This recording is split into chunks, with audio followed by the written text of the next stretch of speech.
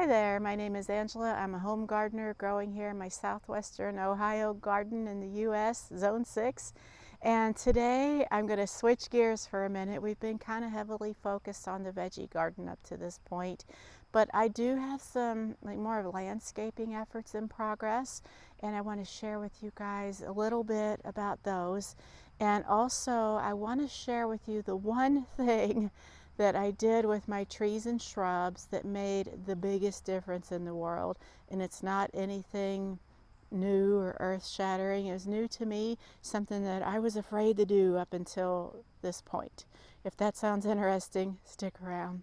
We're gonna head over there. I've got this little kind of mini arboretum going. That's a fancy way of saying I have some trees and shrubs that I've planted in a certain area.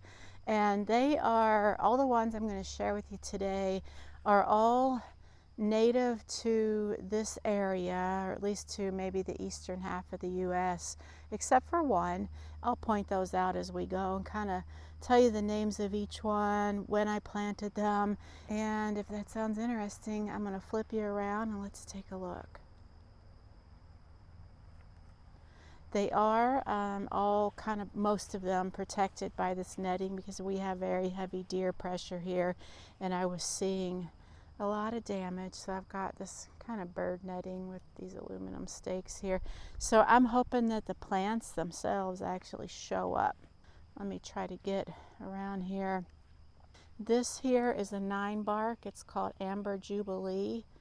Can you guys see that okay? Maybe if I try to put it in between the little netting holes there. I got this from Home Depot and I planted it last year. A lot of these that I'm sharing with you today I just put in last year.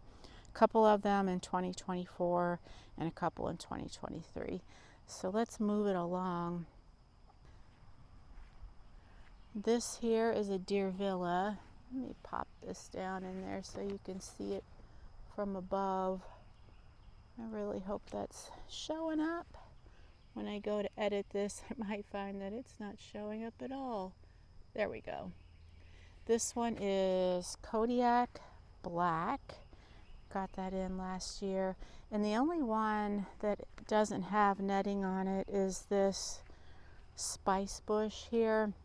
That's because when I first put it in, this one went in 3 years ago in 23, and I just didn't put the netting on because I got busy or something like that. And as time went on, knock on wood, I noticed that it wasn't getting eaten by the deer. So I just left it unprotected, and it's grown so much. It's probably, I would say, 3 to 4 feet tall by now, and it was probably about a foot when I got it. It was very, very small. It did get berries on it this year, and let me see if yeah, there's some right here. Where is that showing up? There they are.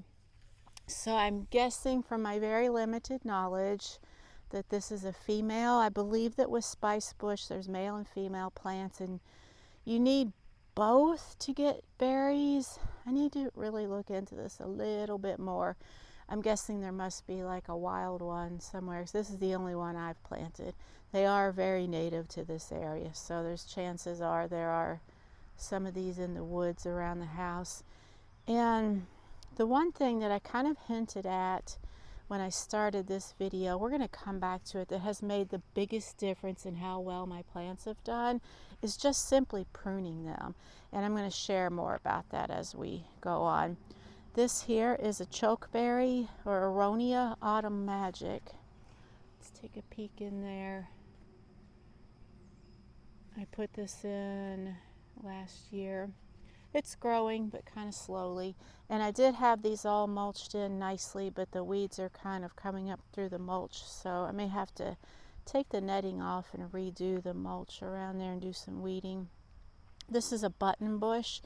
And this plant it's about 3 feet tall now. It was tiny when I first got it, like 6 inches. It was a tiny little start. So it's done very well. And for many years, in the last 5 years that I've been really trying to learn how to grow trees and shrubs successfully, I've been afraid to prune them, just that I would mess them up or kill them. But I did a lot of heavy pruning at the end of winter this year, and it's made all the difference. This is a white oak, and this is another one that was under a foot tall when I got it. It was just a little start, and now it's probably 4 feet tall. And it was growing very slowly until I pruned it. And this year I've noticed so much growth on it. It's crazy. I was just so afraid to cut into these trees and shrubs that I would just kill them or stunt them. But now I know better. I just read as much as I could, and I learned a lot online, watched videos, and got the courage up and just did it. This next one is an elderberry. Same with this one. This thing grows fast anyway. This I've had, oh, when did I put this one in? I've had it here for a number of years, maybe a few years, but I just moved it to this location last year, and it's really taken off. And when it was in the previous location, which was not too far away, maybe just right over in there, it wasn't protected, and the deer love it. I mean, they chomped it down to the ground at one point, and look how much it's come back. Next is a honey locust. This one's called Shade Master. This has grown really nicely. This one seems to be growing pretty fast, and I love the delicate leaves on this one. This will get pretty tall. I don't know exactly how tall, at least 40 feet probably. So I'm happy that it likes it here. And I've got a few more to show you.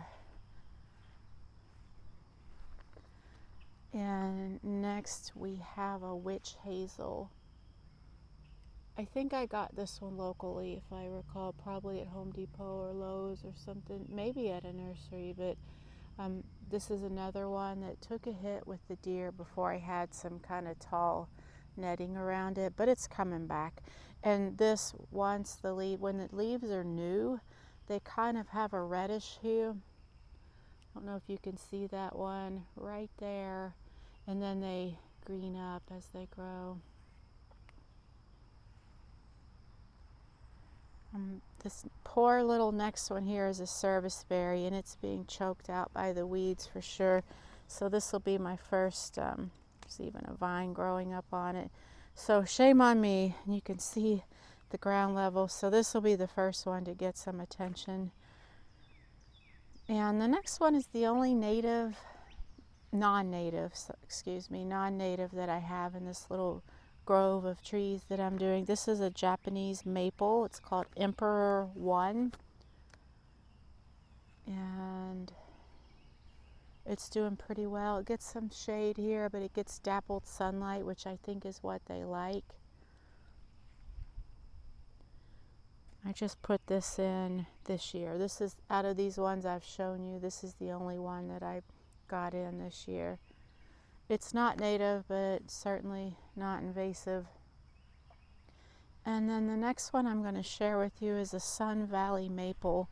And I put this one in, gosh, probably at least 2 years ago, maybe 3, maybe even longer than that, and it wasn't doing anything. And then after pruning, it's just, gosh, it's just done really well. Like, it's never experienced growth like this. It's probably 3 to 4 feet tall now. I mean, I had been doing that wrong just by kind of leaving them alone. And now I know better. They need that pruning to stimulate the growth. And let me flip around and 1 second. So I would encourage you, if like me, I would encourage you, if you've been hesitant, if you're new to gardening, like landscape gardening, trees, shrubs, to go ahead and don't skip over the pruning. It's what they needed, and I hadn't been doing it. And I even did that with my apple trees, which are further down that way, which we won't look at today, but they were kind of just languishing. Pruned them, now they're putting on all kinds of new growth, and they've been in the ground for 2 or 3 years. So I feel like that was the missing key, and everybody had told me that, or at least, you know, things that videos I'd watched, reading here and there online, reading in books. It really is true. So don't sleep on that. Get to pruning if you haven't. Make sure you read about it or learn about it so that you know the best time to prune, because that, from what I understand, can be crucial.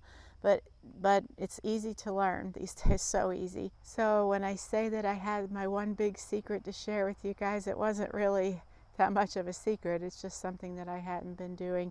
I'm going to flip the camera around one last time to kind of give you an overview of the area we just looked at with all the trees and shrubs, and then we'll sign off. With the sun shining bright today, which is lovely, but it also makes it a little bit harder to see what's going on. I think overcast days seem to be better for filming. So this is the Japanese red maple, and then they kind of go on that way, and the house is back there. So to give you a little bit of overview, my little mini arboretum here.